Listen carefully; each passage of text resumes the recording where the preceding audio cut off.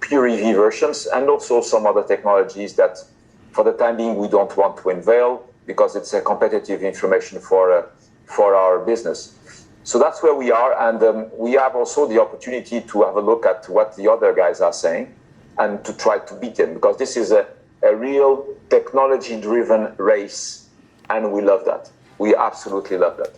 Now, to which extent is the design of the truck going to be futuristic? Well, I have my opinion, of course, and I'm completely passionate about products, as you know, but it's up to you to judge. You will see it, and well, you see, you'll tell me. But of course, we want it to be futuristic, but at the same time, we do not forget our customers. You see, it's not just about creating a wow effect. It's also making sure that you don't forget that the truck customers are looking for some specific convenience, being a roominess, being a towing, being payload, being the way you are using the truck on the everyday life when you drive your kids to the school or whatever. All of this is very important for us. We don't disconnect from our customer base, but we bring the technology that is going to make the freedom of mobility sustainable in terms of emissions. That's exactly what we want to do.